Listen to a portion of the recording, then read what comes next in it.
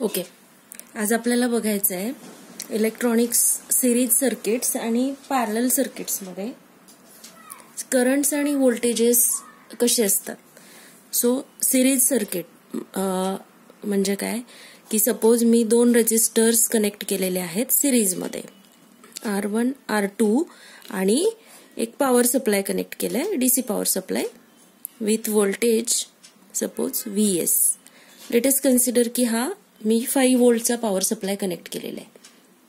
Okay, तर जर series circuit असेल, ह्याला म्हणतात सिरीज सर्किट, तर ह्या सर्किटमध्ये एक लक्षात ठेवायचं आहे.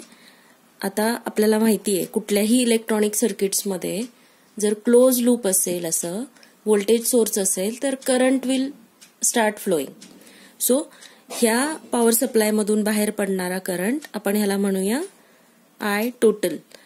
I टोटल जो आहे नंतर तो पुढे येऊन रेजिस्टर 1 मधून फ्लो होणार आहे, आपण त्याला म्हणूया I1.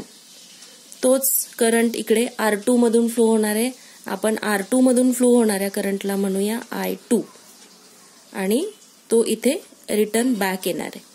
ओके, सो सिरीज सर्किटमध्ये काय लक्षात ठेवायचं आहे, I टोटल जो आहे म्हणजेच सोर्स मधून स्टार्ट होणारा करंट, तोच सेम करंट R1 मधून फ्लो होणार आहे म्हणजेच I1 आणि तोच सेम करंट I2 R2 मधून फ्लो होणारा करंट, हे सगळे इक्वल असतात किंवा सिमिलर असतात.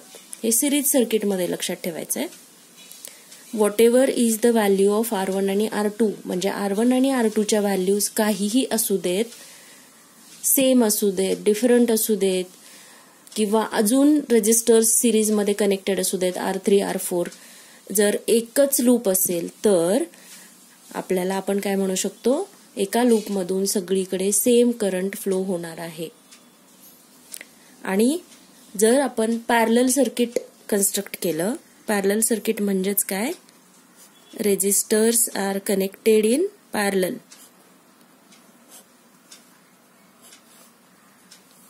इथे पॉवर सप्लाय इज VS.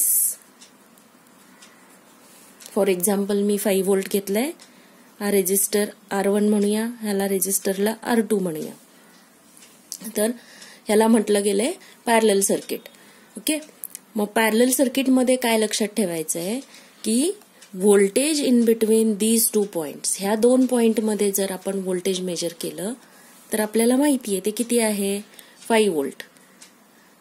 परत व्होल्टेज अक्रॉस R1 जर आपण मेजर केलं तर तुम्ही बघू शकताय हे 2 पॉइंट आहेत तेच इथं कनेक्टेड आहेत, म्हणजेच व्होल्टेज अक्रॉस R1 हा राहणार आहे same as that of VS म्हणजेच 5 व्होल्ट. जर आपण व्होल्टेज अक्रॉस R2 मेजर केलं तर परत हेच 2 पॉइंट इथं सेम कनेक्टेड आहेत, म्हणजेच व्होल्टेज अक्रॉस R2 पण राहणार आहे इज इक्वल टू VS. म्हणजेच पॅरलल सर्किटमध्ये आपण लक्षात ठेवू शकतो VS is equal to voltage across R1, आपण त्याला VR1 म्हणतो, is equal to voltage across R2, आपण त्याला म्हणतो VR2. ओके, म्हणजे ह्या 2 सर्किटमध्ये तुम्हाला ह्या 2 गोष्टी लक्षात ठेवायच्या आहेत. सिरीज सर्किट असेल तर सेम करंट फ्लो होणार आहे आणि जर पॅरलल सर्किट असेल तर सेम व्होल्टेज ड्रॉप असणार आहे. ओके, मग त्याच्या अपोजिटच्या क्वांटिटी आहेत त्या, म्हणजे ह्या केसमध्ये जर तुम्ही करंट सेम आहे हे लक्षात ठेवलं आणि ह्या केसमध्ये जर व्होल्टेज सेम आहे हे लक्षात ठेवलं तर ह्या सिरीज सर्किटमध्ये voltage drops across R1 R2 आणि VS हे डिफरंट असणार आहेत. ते आपल्याला कॅल्क्युलेट करावे लागतील बाय युजिंग ओहम्स लॉ.